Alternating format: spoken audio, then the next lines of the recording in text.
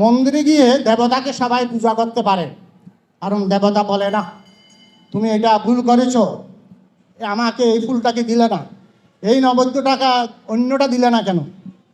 কিন্তু মানুষকে যখন সেবা করতে যাবেন, মানুষ বলতে পারে আমি এটা খাবো না, আমাকে ওইটা দেন, তার ভাব প্রকাশ করতে পারে। তা আমাদের এই যে মহামানবগুলো আকাশ থেকে আসে নাই, এই শুদ্ধ পবিত্র মায়েদের ঘরে জন্ম নিয়েছে। সেজন্য আমরা নির্মলা শব্দের অর্থ জানি, নির্মলা হতে পবিত্র শুদ্ধ। এই নির্মলা থেকে আজকে তিনি মা আনন্দময়ী হয়ে গেছেন। এরকম আনন্দময়ী হওয়ার যোগ্যতা সবার আছে, কেউ বলতে পারবে না, কারণ প্রত্যেক জীবাত্মার মধ্যে পরমাত্মার শক্তি লুকায়িত আছে, ব্যষ্টি আর সমষ্টি। আমরা যদি সেটা নিজেরা অর্জন করতে চাই তাহলে আমরা করতে পারি। নির্মলা সুন্দরী সাধারণ একটা ব্রাহ্মণ পরিবারে জন্ম নিয়েছেন, বর্তমান ব্রাহ্মণবাড়িয়ার কেওড়াজ গ্রামে। তার বাবা অত্যন্ত ধার্মিক এবং শান্ত স্বভাবের ছিলেন। মা মৎস্যদা সুন্দরী, তার বর্ণনা করা যাবে না। একজন মহৎ মা না হলে এরকম মহান মানবী জন্ম নেয় না।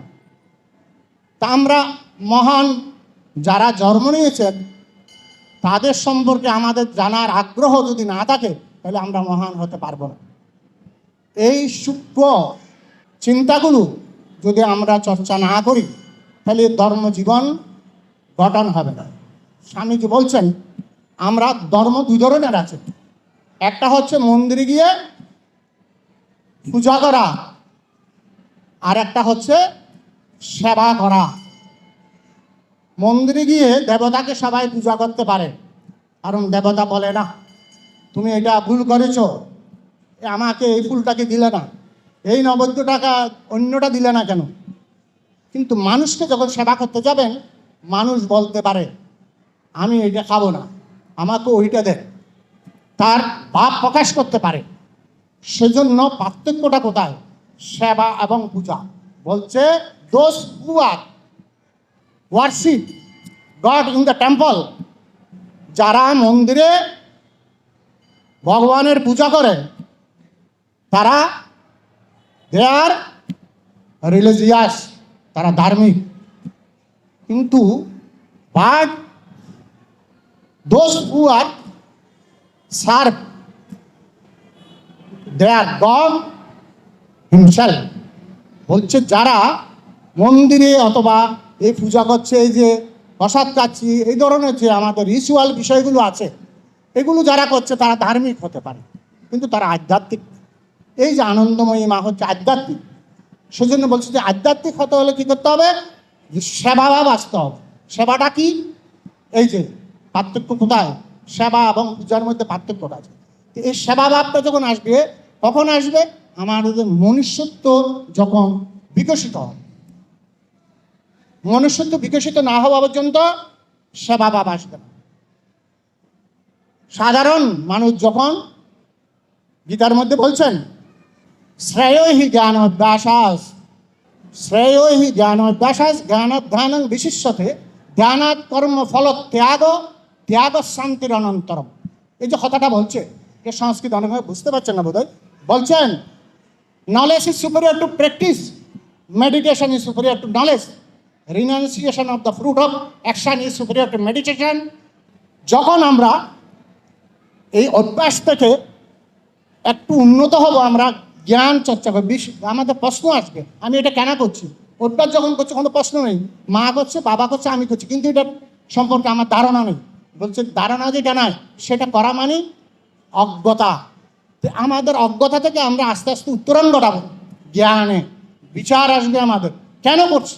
যদি বিচার না আসে এখনো ধর্মের, আমরা নিজেদের মধ্যে আয়ত্ত করতে পারছি না, অভ্যাস রয়ে গেছে। জ্ঞান দ্বিতীয় স্টেপ। তৃতীয় স্টেপ হচ্ছে ধ্যান। জ্ঞান যখন আসলো তখন আমাদের বুঝতে পারবো যে এই জিনিসটা আমাদের প্রয়োজন নাই, এখন আগাছাটা আমাদের প্রয়োজন নাই, আমাদের এখন প্রয়োজন ফসলটা। কিন্তু প্রথম শুরু করতে আগাছা সহ আমরা শুরু করি অভ্যাসটা। কিন্তু অভ্যাসের পরে যখন জ্ঞান আসে, ধর্ম জানতে ইচ্ছা হয়, তখন এই যে বিচার হয় সেটাকে জ্ঞান। জ্ঞান আসার পর আমরা যখন বিচার করে নিতে পারি, আলাদা করতে পারি, তখন হচ্ছে ধ্যান। আলাদা যেটা করেছে সেটার উপর ধ্যান করা। ধ্যান যখন হবে তখন গুরু বলছে, ভাগবত বলছে, ভগবান বলছে, সেই তিনটার সাথে আমি ধ্যান করছি সেটা মিলে কিনা। যদি মিলে তাহলে আসবে কর্মফল ত্যাগ। কেন? তখন এক বস্তু ছাড়া দ্বিতীয় আর নেই। এক পরমেশ্বরই সবার মধ্যে অবস্থান করছে, তার সেবা করা। কীরকম বলছে? রিনাউন্সিয়েশন আসবে। রিনাউন্সিয়েশন যতদিন আসে নাই, এতদিন ধর্মে আমরা উন্নীত হতে পারি নাই। সব কিছুর মধ্যে আমাদের গীতা, ভাগবত, যত ধরনের শাস্ত্র আছে, সেখানে একটা কথাই বলছে, ত্যাগ ভিন্ন দ্বিতীয় কোনো পন্থা নেই। ঠিক কীরকম ত্যাগ? সবাই কি সাধু সন্ন্যাসী হবে? না। এ সংসারে থেকে, সংসারের মধ্যে আমাদের প্রতিটা কর্মের মধ্যে আমরা শনৈ শনৈ ত্যাগের আচরণ করব। এই যে সংসারে যে যিনি কর্তা, তিনি সংসারে ইনকাম করে আনছে, তার মধ্যে কি ত্যাগ আছে অ্যানালাইসিস করলে বুঝতে পারবেন। আর যিনি গৃহিণী, সে সারা জীবন কি ত্যাগ করছে, সেটা কোনো টাকা পয়সা দিয়ে মূল্যায়ন করা যাবে না। এইরকম আমরা সূক্ষ্মভাবে যখন চিন্তা করব, তখন আমরা দেখতে পারবো যে সংসারের মধ্যে আমরা অনেক মহৎ ত্যাগ করছি। যেই ত্যাগের ফলে এই আজকে এরকম মানবেরা জন্ম নিচ্ছে। আমরা সেটাকে একবারও আমরা বোঝার চেষ্টা করছি।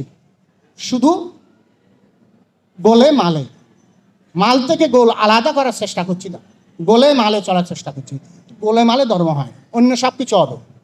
গোলে মালে ধর্ম হয়।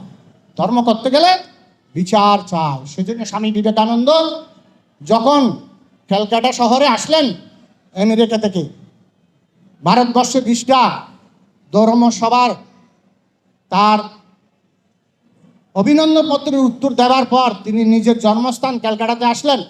তখন ট্রেন থেকে নেমে তাকে ক্যালকাটা ইউনিভার্সিটির যুবকেরা ঘোড়াতে করে মাঠে নিয়ে যাচ্ছেন, বক্তৃতা শুনবেন। কিন্তু এই ঘোড়া ছেড়ে দিয়ে যুবকেরা সেই ঘোড়া টানছে। তখন স্বামীজি বিরক্তি প্রকাশ করছে। কি বিরক্তি? এরা ইউনিভার্সিটিতে পড়ে, এদের যদি এই অবস্থা হয়, তো সাধারণ মানুষের কী অবস্থা হবে? আমি চাচ্ছি মানুষ, পশু থেকে মানুষ করার জন্য, আর এরা মানুষ থেকে পশু হচ্ছে, মানে পশু কাজটা মানুষ করছে। তাহলে দেখেন আমাদের কি অবস্থা। সেজন্য বলছে ধর্মের সংজ্ঞা কি বলছে? Religion is the idea which is raising the root unto man, man unto God. আমাদের ধর্মে এটাই শিক্ষা দেয়, পশুত্ব থেকে মানুষ, মানুষ থেকে দেবতা, মানুষ থেকে ভগবান। তাহলে আমরা কি করছি? কেউ বিচার করছি। ধর্ম মানে প্রসাদ খাওয়া, ধর্ম মানে শুধু পূজা করা না, সেগুলো করতে হবে, কিন্তু সবার জন্য স্বতন্ত্র। আপনি যেটা করছেন সেটা আমার জন্য না, আমার যেটা করছি এটা আপনার জন্য না। আলাদা আলাদা আলাদা। চতুর্বিধা ভজন্তে মাং জনা সুকৃতি ন অর্জুন আর্ত জিজ্ঞাসু অর্থার্থ জ্ঞানের সবরতস্য। তাহলে এগুলো গীতার মধ্যে বাণীগুলো বলছে, ভগবান বলছে, কিন্তু আমরা কোনো ভগবান আমাদের কাছে কোনো দাম নেই। কেন বলছে?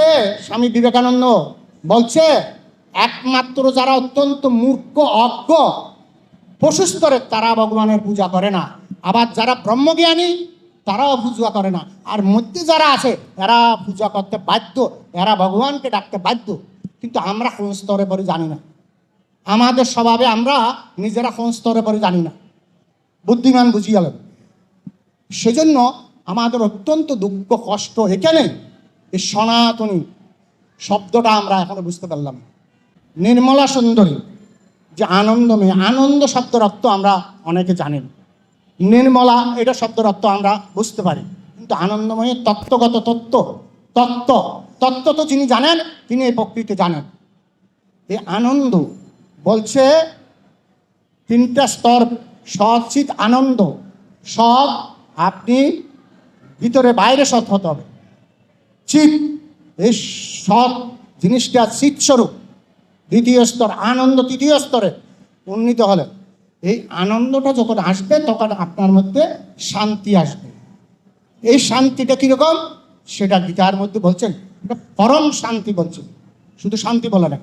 এই পরম শান্তিটা কী করে আসে বলছেন, একটা সেন্টেন্সে বলছে আমরা এখানে সবাই এসেছি কিছুটা ধর্ম পালন করব, কেউ কেউ আধ্যাত্মিকও চিন্তা করে, কিন্তু এই আমাদের মনটা বহির্মুখ হওয়ায় আমরা সেটা চিন্তা করার সুযোগ পাই না। এই উপনিষদে সেজন্য বলছেন পরাঞ্চি গানি ব্যত্রিনাথ স্বয়ম্ভু তস্মাৎ পরাং পশ্যতি ন অন্তরাত্মা পশ্যি ধীর প্রত্যগাত্মান মৎস্যদ আবৃত চক্ষম অমৃতত্বমিচ্ছন।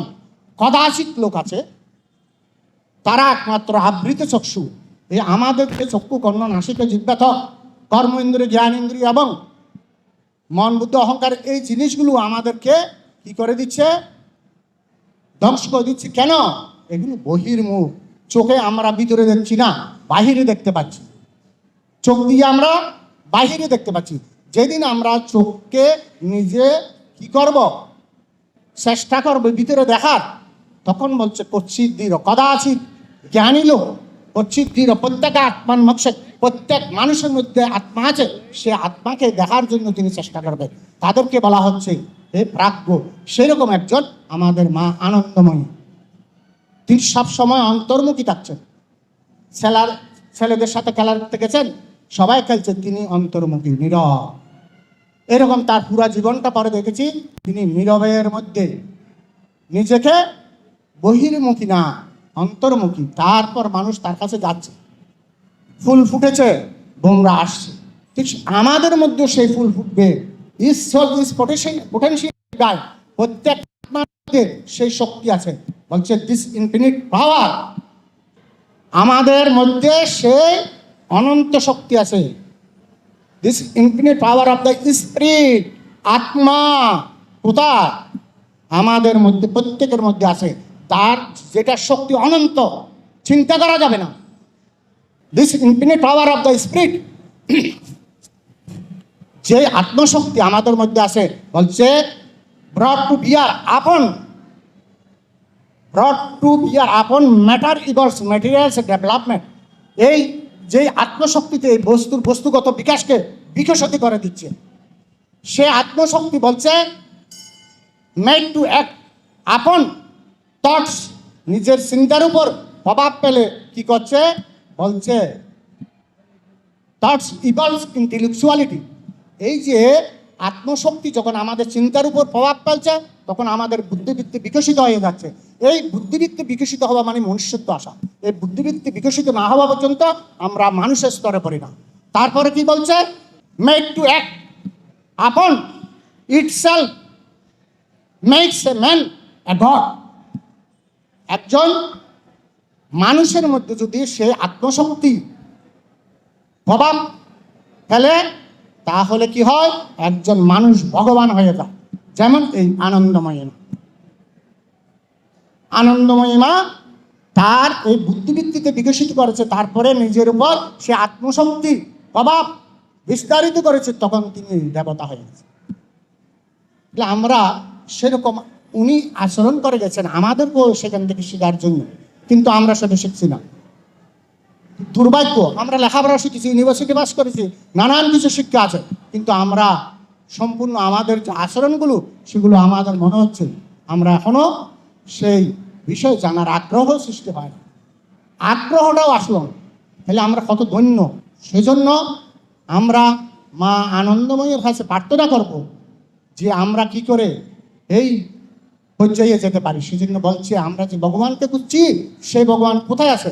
বলছে সেই ভগবানকে আমি মঠ মন্দির গির্জা সব জায়গায় খুঁজছি। বলছে সব জায়গায় তিনি আছেন, কিন্তু তিনি যে প্রত্যেক মানুষের মধ্যে আছে, আমার মধ্যে সবচেয়ে শ্রেষ্ঠ, এখানে সবার মধ্যে আছে, কিন্তু আমার মধ্যে সেরূপ আপনার মধ্যে, আপনি অন্যদের মধ্যে কেমন আছে জানি না, আমার মধ্যে সর্বশ্রেষ্ঠ ভগবানের প্রকাশ।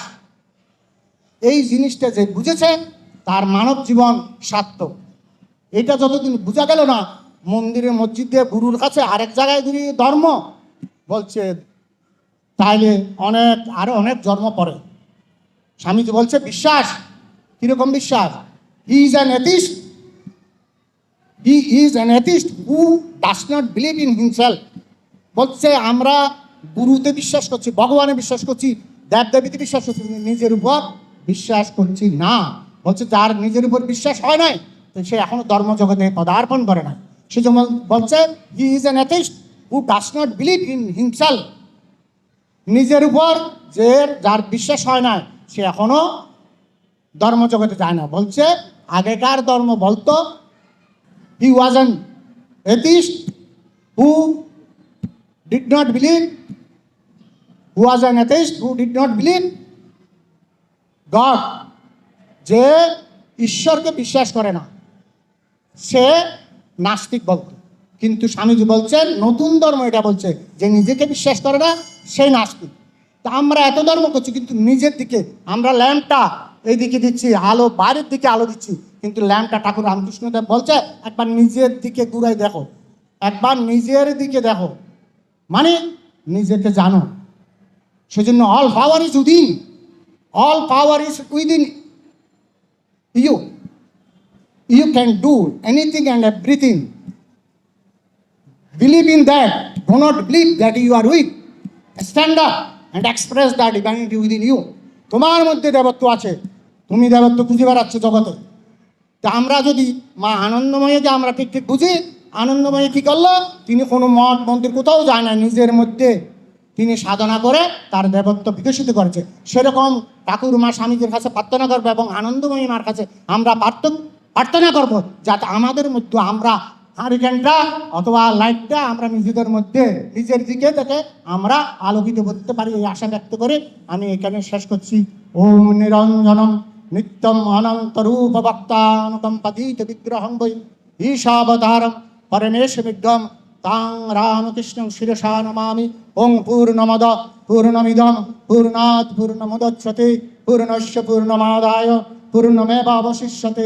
ওম শান্তি শান্তি শান্তি।